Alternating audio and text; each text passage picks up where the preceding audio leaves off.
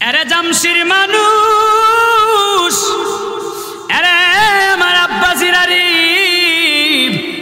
ও আমার আম্মাসিরা গো, এবার মারাও কষ্ট করতে চায় না, মারাও পরিশ্রম করতে চায় না, অথচ কই নবীরে ভালোবাসি, নবীরে ভালোবাসি। কিন্তু দেখেন নবীর দিকে তাকায়া ওই দয়াল নবীজি কেমনে সংসারটারে চালাইছে, নবীজির এতগুলি স্ত্রী কেমনে নবীজি চালাইছে, একটা স্ত্রীও নবীজির মুখের উপরে দিয়া কথা বলে নাই। দয়াল নবীজি যা বলছে ওই স্ত্রী সমস্ত কিছুই মাইনা নিছে। কথা বলেন ঠিক কিনা? সব মাইনা নিছে। আর আমগর স্ত্রীরা মানতে চায় না। জামাই একটা কইলে এটার উপরে আরো 3 কথা শোনায় দেয়। কথা বলেন। আমি 2টা আয়াত পড়ছি, 2টা আয়াতের ভিতর দিয়ে আজকের ওয়াজ চলতেছে। আল্লাহু আকবার। একটু নবীর ভালোবাসা সম্পর্কে শোনাবো, আর আরেকটু মা বোনদের পর্দা নিয়ে একটু কথা বলবো। রাজি আছেন না নাই? পর্দার ওয়াজ শুনতে রাজি আছেন না নাই? আগে মহিলাদের আগে আমগর পর্দা দরকার। আরে জামশির মানুষ, ও আমার আব্বাসিরা, আরে আমার আম্মাজিরা গো, দয়াল নবীজি নিজে নিজে নিজের জুতা সেলায়, মা আয়েশা সিদ্দিকা রাদিয়াল্লাহু তাআলা আনহা নিজে নিজে নিজের কাপড় সেলায়। আর এরারে এত 3 পিস এত কিছু কিনা, 12 হাত লম্বা শাড়ি কিনা দেওয়ার পরেও এরার পোষায় না। এরপরেও কই তোমার সংসার করতাম না। কথা কয় ঠিক নি, ঠিক নি। এরপরেও কই পোষে। আই হায়, মরিচ বাটা, হলুদ বাটা, আদা বাটা, রসুন বাটা, ব্লেন্ডার, একেবারে পাউডার, গুঁড়া কইরা আয়না দিয়া, প্রেসার কুকার, কারেন্টের চুলা, গ্যাসের চুলা, যা কিছু আছে সব কিছু দিয়ে বেডির মন পাই না। কথা বলেন। আরে বাড়িতে গেলে আজকে দরজা খুললে খুলবো, না খুললে নাই, ভাত দিলে দিব, না দিলে নাই, ওয়াজ আজকে হইতেই হোক। এরে জামশির মানুষ, আরে আমার আব্বাসিরারি, ও আমার আম্মাসিরা গো, কানটা লাগায় একটু শোনেন। এবারে নবীজির নিজের জুতা নিজে সেলাই করে, নিজের জুতা নিজে রং করে। এবার মা আয়েশা সিদ্দিকাও নিজের কাপড় নিজে সেলাই করে। এই জন্য কি ইজ্জত কমছে না আল্লাহর কাছে বাড়ছে? জোরে কান। আমগো দেশে কিছু নবাব আছে 2 টাকা রুজি করে না, 9 টাকা উড়াইতে চায়। বাবারে, আমি আমার নিজের জুতা এখনো আমার রুমের সামনে সাক্ষী আছে। জায়গায় দেখেন আমার রুমের সামনে একদম ব্রাশ আছে, একদম কালি আছে।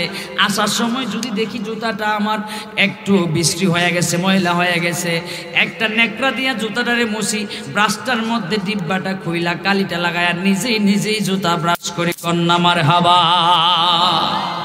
আর হে নবাবের পশ্চিমমঙ্গল গিয়া ওই কয় স্টেশন গিয়াই কয় ফাউডা এইভাবে দিয়া, বাজান বিয়া তুমি আপনার ফাউডা এইভাবে দিয়ে কয়, এই বেটা এটা রং করে দে। হ্যাঁ, কেমন বিয়াদব চিন্তা করছেন? হ্যাঁ, ছোট বড় মানে না, কয় এই রং করে দে এটা, তুই তুকার করে কথা কয়। রিক্সার ড্রাইভারে আমরা কই, এই রিক্সা যাইবি? রিক্সা কয়, না বাজান যাব না, না মামা যাব না।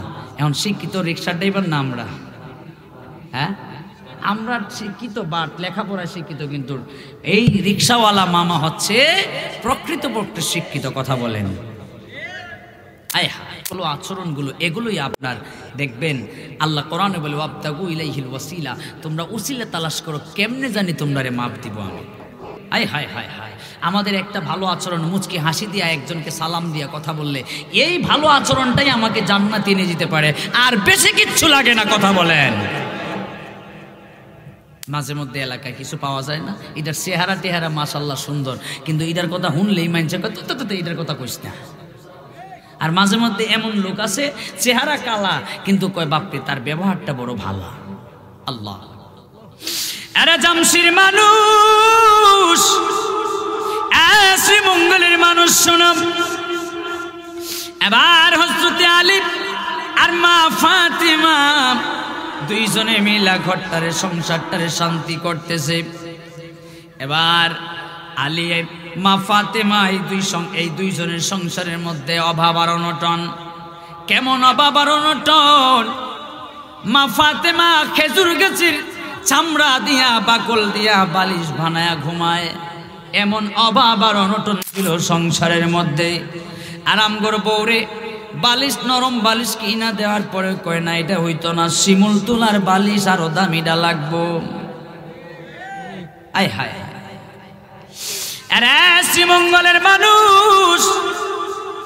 এবার আলী আর মা ফাতেমার সংসারে এত অভাব অনটন ছিল, এত অভাব অনটন ছিল। খেজুর গাছের চামড়া দিয়া বাকল দিয়া বালিশ বানায় ঘুমায় মা ফাতেমা। আমার আল্লাহ দেখে কি দেখে না?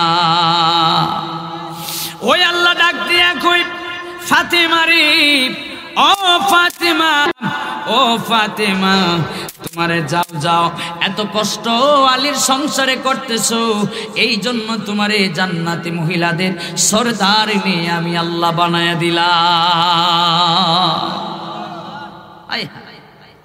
মহিলারা পাগল হইয়া জায়গা পীরের কাছে বায়াত হওয়ার জন্য। পীর সাহেব খুঁজে খালি পীর পীর পীর কুইয়াছে খুঁজে। পীরটাও কেমন জানেননি? না এটা কইতাম না, না না না না, তা কইলে আপনারা রাগ করবেন আবার। হ্যাঁ কইতাম, তাইলে একটু কই মুই, হ্যাঁ কই না আবার কইতাম না, মানে কোনটা মানে কোনটা না। আরে শ্রীমঙ্গলের মানুষ, সব বুঝি আমরা। কোন দিক গেলে লস হবে, কোন দিক গেলে লাভ হবে, আমরা সব বুঝি, কিন্তু বুঝি না শুধু ইসলামের বেলায় বুঝি না। একবার ইমাম সাহেব ডাক দিয়া কইও, বাবা তুমি নামাজ পড়ো না কেন? কই হুজুর পড়মু। আর কিছুদিন পরে ওই লোকটার সাথে দেখা হয়েছে। আয়া ইমাম সাহেব ডাক দিয়া কই, হুজুর আমার গুরুটা দেখছিলেন নি? কয় হ দেখছি। কই একটু আগে এটা মসজিদের ভিতরে ঢুইকা গেছিল, ওই দেখো গাছের লগে আমি একটু বাইন্দা রাখছি। কয় হুজুর কি করলেন? হ্যাঁ এই গরুটারে আপনি বাইন্দা রাখছেন, এটা কেন? কই হুজুর আমারই কি জীবনে মসজিদ আপনি দেখছেন? কয় না। কই এটা বুঝে না দেখেন না আইছে? আমি বুঝি এর লেগে মসজিদে আই না। কথা বুঝেন নাই? হ্যাঁ কয় আমারে কোনোদিন মসজিদে দেখছেন? কয় না। এই খাড়াসে তো কোনোদিন মসজিদ দেখি নাই। কয় তাহলে গুরুটা আইসে, এটা না বুঝে না দেখে এটা আইসে। না আমি বুঝি দেখে আমি মসজিদও আই না। আল্লাহ চিন্তা করছেন এমন দুই একটা পাবলিক শ্রীমঙ্গলে নাই? হ্যাঁ আয় এরা জামশির মানুষ। ও আমার আব্বাসিরা রে, আমার আম্মাসিরা, এবার এত সংসারে এত অভাব-অনটন মা ফাতেমার আলীর সংসারে। এবার একদিন আমার নবীজি মনস্থ করলেন মা ফাতেমারে দেখবেন। মা ফাতেমারে দেখার জন্য ফাতেমার ঘরের ভিতরে যাওয়া শুরু করলেন, ঘরের দিকে যাওয়া শুরু করলেন। ঘরের দিকে আসার পরে মা ফাতেমার দরজার সামনে যখন আসছে, ফাতেমা টের পায়া গেছে। টের পায়া কয়, আব্বা ঘরের ভিতরে আসবেন না, ঘরের ভিতরে আসবেন না। কেন রে মা ফাতেমা, কেন ঘরের ভিতরে আসবে না? কয় আব্বা গো, আলী আর মা ফাতেমার ঘরে এমন অভাব অনটন চলতেছে। বাবারে আমার শরীরে চতর ঢাকার জন্য ভালো কোনো পোশাক, ভালো কোনো কাপড় নাই।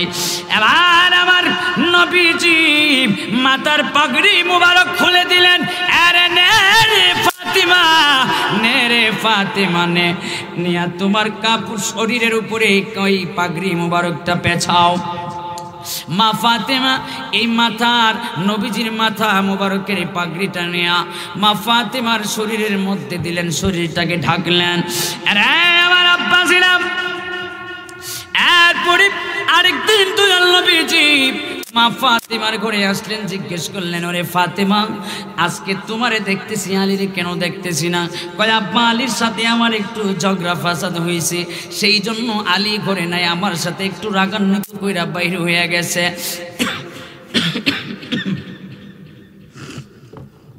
আল্লাহুম্মা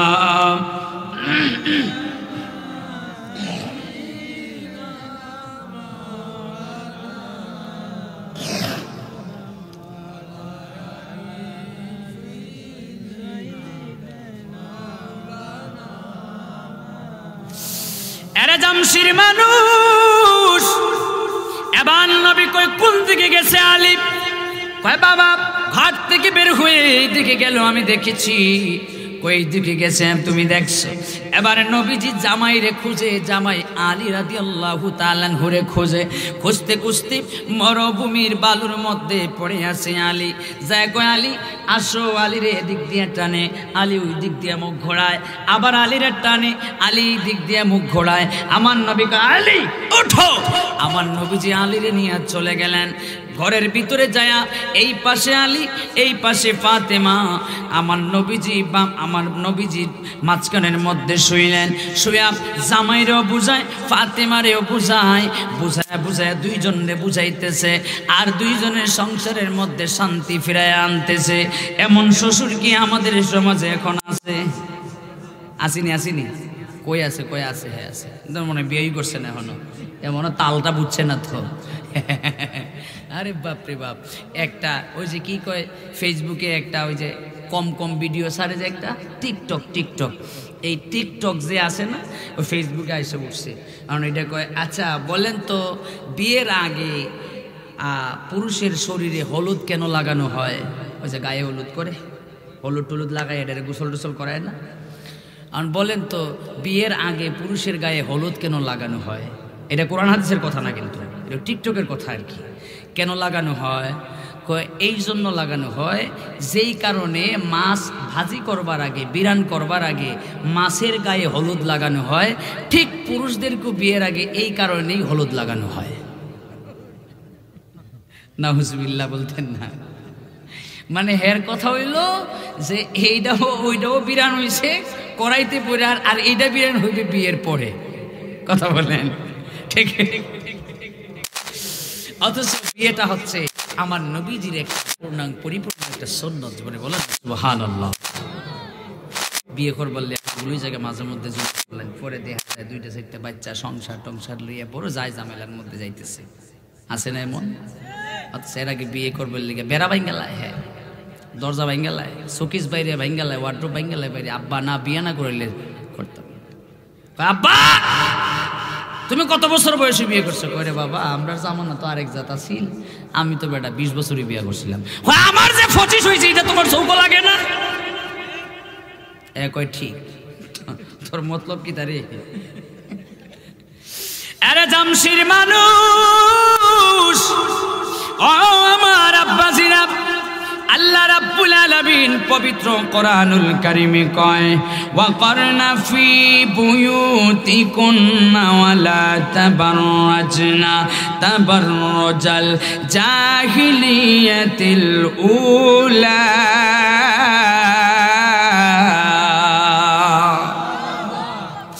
আল্লাহ ডাক দিয়া কয় পৃথিবীর মহিলারা রে, ও পৃথিবীর মহিলারা রে, তোমরা জাহিলিয়া যুগের মহিলাদের মতো ঘর থেকে সাজসজ্জা কইরা, পর্দা বেপর্দা কইরা উলঙ্গ অর্ধলঙ্গ হইয়া বের হইও না। কেন রে? জাহিলিয়া যুগের মহিলা কি করত? জাহিলিয়া যুগের মহিলারা কি করত জানেন নে?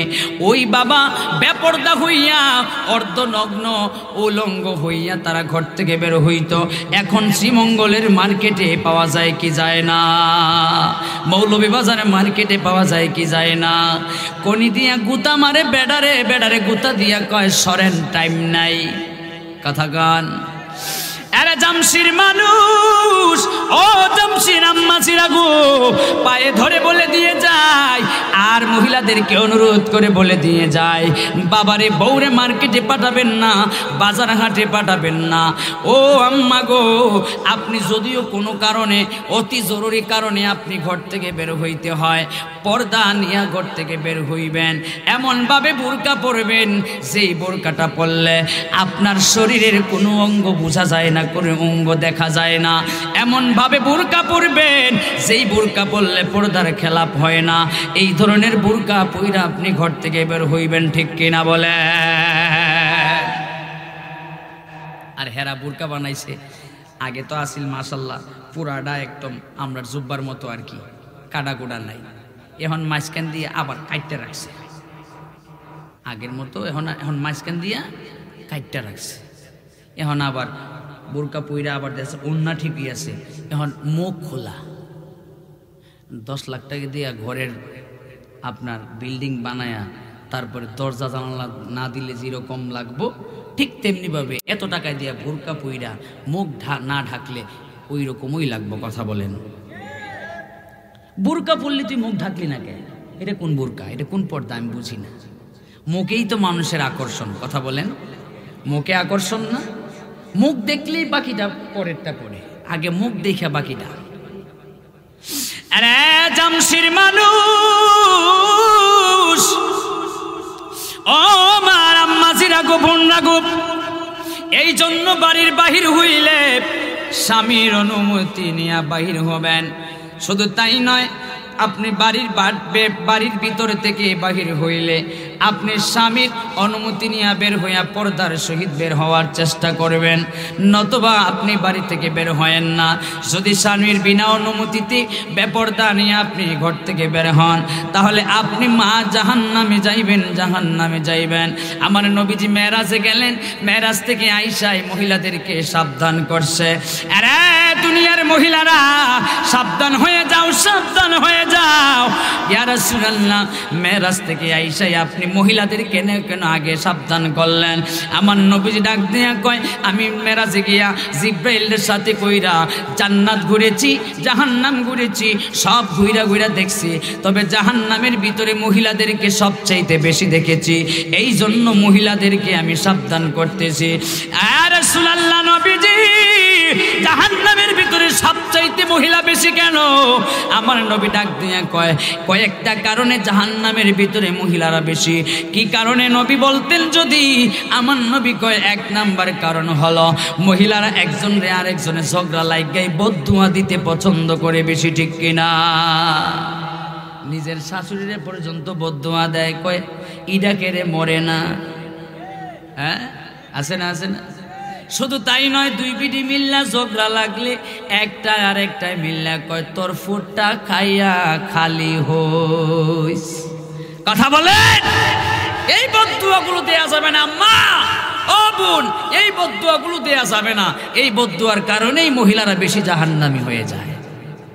আরো কারণ আছে, এরা বাবার বাড়ি থাকলে বাবার কথা শুনে না, মার কথা শুনতে চায় না। সব না, কিছু বালা আছে না? নাই, বালা না থাকলে পৃথিবীটা তো এখনো খারাপ থাকে নাই। কথা বলেন, হাই হাই। এরা আবার স্বামীর বাড়িতে আসলে কয়টা মহিলা, কয়টা মেয়ে স্বামীর মানে দেখান একটু। স্বামীরে মানতে চায় না, স্বামীর কথা শুনতে চায় না। স্বামী রুজি করে মাসে 20,000, আর বউয়ের চাহিদা একলাই মাসে 30,000, ঠিক কিনা কম? এমন সাজা সাজে বেডি, বাপরে বাপ, সর্বনাশ। বেডির হাত কালা, পাও কালা, মুখ দলা, কি সাজছে রে, এমন দলা বিলাই হয়ে সাজে। হাই হাই, তারা সাজলে আরো বেশি বিশ্রী লাগে। কোত্থেকে সাজছ আম্মা? তোমার সম্পূর্ণ সাজা, আমি অবৈধ বলি না, সাজা বৈধ, কিন্তু ওই সাজা তো একমাত্র তোমার স্বামীর জন্য। ওই সাজা দেখা যদি স্বামী বলে আজকে তোমাকে অনেক সুন্দর লাগতেছে, আম্মা তুমি জান্নাতি মহিলা, জান্নাতি মহিলা, জান্নাতি মহিলা। কথা বলেন ঠিক কিনা? আর ওই সাজা দেখা যদি পরপুরুষ কয়, আহ মহিলাটা অনেক সুন্দর, তাহলে তুমি জাহান্নামী মহিলা, জাহান্নামী মহিলা, ঠিক কিনা বলেন? আরে জামশির আম্মাজিরা গো, ও শ্রীমঙ্গলের আম্মাজিরা, ভালো হইছে আগেই খাওয়া দাওয়া করে লাইছি। যদ্দূর পারি অদ্দূর ওয়াজ দিয়া যায়, কারণ আমার খাওয়ান শেষ, ঠিক না? আরে আমার আম্মাজিরা গো, আমার বোনেরা শোনেন গো, শোনেন, কানটা একটু খাড়া কইরা দিয়া শোনেন। আম্মা গো, আপনারা জান্নাতে যাওয়াটা তো আমাদের চাইতে আরো বেশি সহজ। আপনি যদি আপনার স্বামীর খেদমত করেন, আপনি যদি আপনার সংসারটারে গোছায় রাখেন, ও আম্মা এত কি দরকার পড়ছে আপনি সাতগাঁও শ্রীমঙ্গল মৌলভীবাজার যাওয়ার জন্য? আম্মা গো, জামাই যেটাই না দেয় ওইটার উপরে সন্তুষ্ট থাইকে যদি আপনি কবরে যাইতে পারেন, আপনি হয়ে যাবেন আল্লাহর একজন ওলি, ঠিক কিনা রে বাবা? High high. আরে আমার আব্বাসিরা, এবার মুরব্বিন আব্দুল কাদের জিলানী, মাহবুবে সুবহানী, কুতুবে রব্বানী, ওনার আব্বা আবু সালে মুসা জঙ্গি, আবু সালে মুসা জঙ্গি একদিন দেখতেছে আইসা ওনার বাড়িতে একটা কাজের লোক কাজ করতেছে, আর বড় পীরের আম্মা উম্মুল খায়ের মা ফাতেমা ওনার একটা চাদর অথবা যে কোনো একটা পোশাক বাড়ির উঠানের মধ্যে রোদে শুকাইতে দিছে। ওই রোদে শুকাইতে দেওয়ার পরে একবার আবু সালে মুসা জঙ্গি আইসা দেখে ওই কাপড়ের দিকে কাজের লোকটা একবার তাকায়, আবার কাজ করতেছে, আবার ওই কাপড়ের দিকে তাকায়, আবার কাজ করতেছে। আবু সালে মুসা জঙ্গি বড় পীর আব্দুল কাদের জিলানীর আব্বা দেখলেন এই লোকের নজর তো ভালো না, এই লোক আমার স্ত্রীর কাপড়ের দিকে একবার তাকায় আরেকবার কাজ করতেছে, কাহিনীটা কি? ওনার মনে মনে এই লোকের চাওয়াটা তো ভালো নয়, এই জন্য ওই লোকটার একটা ধমক মাইরা আমার বড় পীরের আব্বা বড় পীরের আম্মার ওই কাপড়টা ওই চাদরটা টান মাইরা নিয়া সাথে সাথে আগুনে পোড়ায়া দিলেন। এমন রে বাবা, ওই মার গড়ে ওই বাবার গড়ে জন্ম নিছে আব্দুল কাদের জিলানী। আর আমরার মারা আমরার বোনরা শুধু বাড়িতে নয় বাড়ির উঠানে তো না, বাড়ির রাস্তার মধ্যে পর্যন্ত কাপড় দেয়। শুধু রাস্তার মধ্যে কাপড় দেয় না, এই যে একটা সময় আসছে এই সময়টার মধ্যে পুরা মাস বন্ধ নিয়ে কাপড় রইদ দেয়। কথা বলেন, আরে তুমি কি জাত স্বামী হইলা, তুমি কি রকম জামাই হইলা যে তোমার বউ একেবারে বাড়ির আঙ্গিনা পার হইয়া বন্ধের মাঝখানে নিয়ে তারপরে কাপড় শুকাইতে দেয়। আর ওই বউয়ের কাপড় কত পর পুরুষরা দেখে, এটা তুমি কেমন মুসলমান? ও মুসলমান, তোমার কি একেবারেই মুসলমানিত্ব চলে গেছে? তোমার কি একেবারেই আল্লাহ রাসূলকে দিয়ে ডর ভয় নাই? তোমার স্ত্রীর কাপড় কেন রাস্তায় বেড়ায় শুকাইতে দিবা? কেন তুমি তোমার স্ত্রীর কাপড় উঠানের মাঝখানে শুকাইতে দিবা? যেইখানে কাপড় শুকাইতে দিলে পরপুরুষের চোখে পড়ে, ওই পরপুরুষের চোখের থেকে বাঁচাইতে হলে আপনার স্ত্রীর কাপড় আপনার স্ত্রীকে বাঁচাইতে হলে আপনি কাপড় শুকানোর ব্যবস্থা আলাদা করা লাগবো কি লাগতো না? কথা বলেন, কয়জনে রাখছে? এরা জামশির মানুষ, ও আমার আব্বা জিরারি, আমার আম্মা জিরা গো, গভীর মনোযোগ দিয়ে শুনবেন রে বাবা। এবার আল্লাহর নবীকে কেমন ভালোবাসবেন একটু শুনতে চাই কি চাই না? কথা কন, আল্লাহর নবীকে কেমন ভালোবাসেন এটা শুনতে চাই কি চাই না?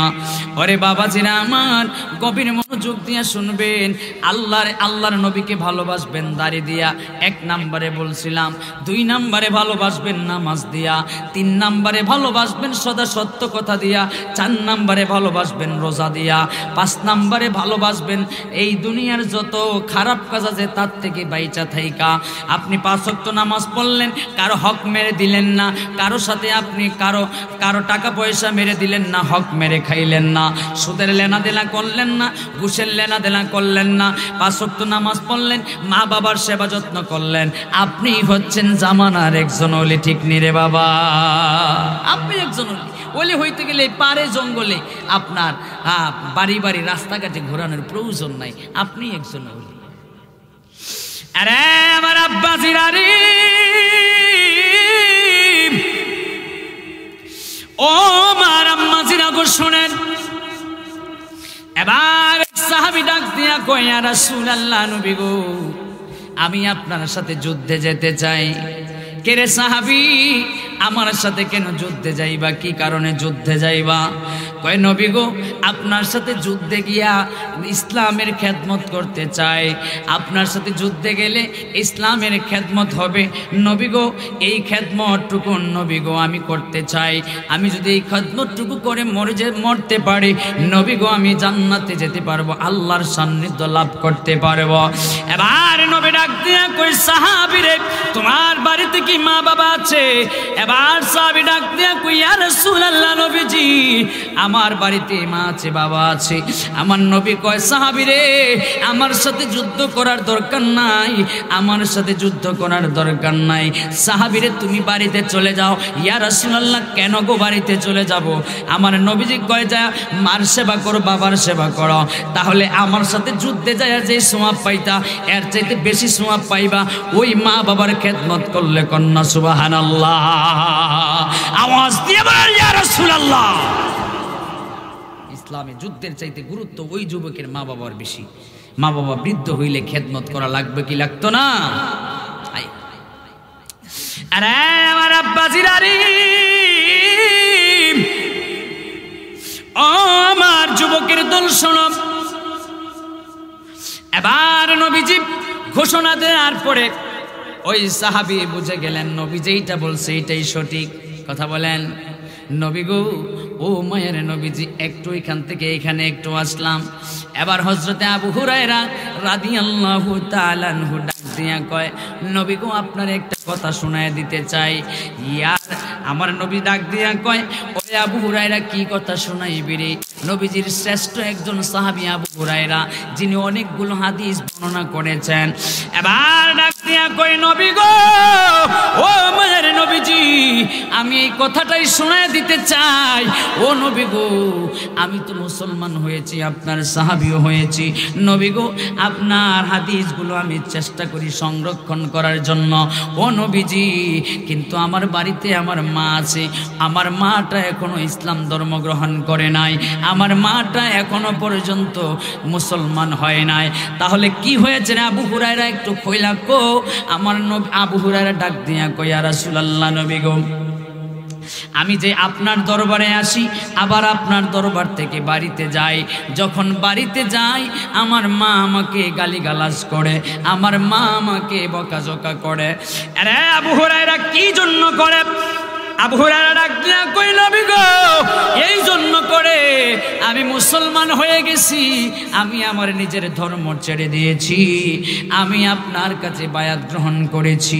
নবী গো আমি আপনার হাতে হাত রেখেছি, এই জন্য গো নবী আমার মা আমাকে বকাঝকা করে গালিগালাজ করে কথা শোনায়। এবার আমার নবী ডাক দিয়া কয়, এইটা তোমার মা তোমার মনে আছে কিনা? এবার আবু হুরায়রা ডাক দিয়া কই, নবী গো হ্যাঁ এটা আমার মা। ও আবু হুরায়রা, ওই মা মনে রাখবা, ওই মা তোমারে 10 মাস 10 দিন গর্ভে ধারণ করছে, ওই মা তোমারে বুকের দুধ 2 বছর পান করাইছে, ওই মা তোমারে লালন পালন কইরা বড় করছে, ওই মা তোমারে বড় কষ্ট কইরা বড় করছে, পালন করছে। আরে আবু হুরায়রা রে, ও আবু হুরায়রা, যদিও তোমার মা তোমার মুসলমান হয় নাই, যদিও তোমার মা ইসলাম ধর্ম গ্রহণ করে নাই, তবে শুনো রে আবু হুরায়রা, ওইটা তোমার মা, ওইটা তোমার মা, এতে কোনো সন্দেহ নাই। মায়ের নামে আমার কাছে বিচার দিতে আসবা না। মা মুসলমান না হইলেও বিধর্মী হোক, যেটাই হোক, ওইটা তোমার মা 10 মাস 10 দিন 2 বছর তোমার বুকের দুধ খাওয়ায় লালন পালন করাইছে, সুতরাং তোমার মায়ের নামে তুমি বিচার দিতে আসবা না। আরে জামশির মানুষ, ও মার আব্বাজিরা, এবার আবু হুরায়রা ডাক দিয়া কই, নবী গো আমি আপনারে বিচার দিতে আসি না গো নবী, আমার মনে হয়েছে কথাগুলো আপনারা একটু শোনায় দেই গো নবী। আমার নবী কয়, আবু হুরায়রা রে, কথা শোনাও আর যাই শোনাই যেটাই করো না কেন, তোমার মায়ের নামে আমাকে বিচার দিতে পারবে না।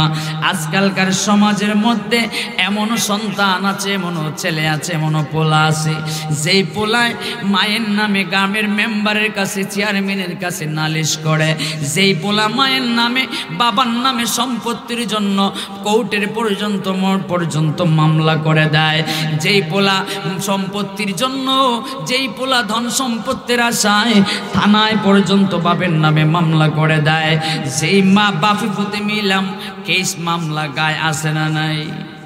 কথা কোন আসে না নাই? আয় আরে আব্বাজিরারি, ও আমার যুবকের দল শোনো, পায়ে হাত রাইখা বলে দিয়ে যায়, যদি মা বাবা থাকে ওই মা বাবার সেবা করো, 5টা ওয়াক্ত নামাজ পড়ো, তাইলে জামানার একজন ওলি হয়ে যাইতে পারবা। আর যদি মা বাবা না থাকে তাইলে মা বাবার কবরটা তুমি একদিন পর পর জিয়ারত করো, পারলে প্রতিদিন জিয়ারত করো। একদিন পর পর পারবা না, সপ্তাহে একবার করো। সপ্তাহে একবার পারবা না, মাসে একদিন হইল তোমার মা বাবার কবরটা জিয়ারত করো। শোনো রে জামশির মানুষ, যদি মা বাবার কবরটা তুমি জিয়ারত বেশি বেশি করো, একটা লাভ, এই লাভটা কি জানুনি? ওই লাভটা হলো তুমি মারা যাবার পরে তোমার সন্তানরাও তোমার কবরটা খুঁজা খুঁজা যায়া ওই তোমার কবরটা জিয়ারত করবে। আর যদি তুমি তোমার মা বাবার কবরটা জিয়ারত না করো, তাহলে তোমার কবর তোমার সন্তানরা জীবনে যায়া পারাও দিবে না। ঠিক কিনা বলে? কোনো শিক্ষা দীক্ষা নাই আমাদের, কোনো শিক্ষা দীক্ষা নাই। আজকাল কি পোলাগুলো দৌড়ায়, কোন জায়গায় গান হয়, কোন মাজারে।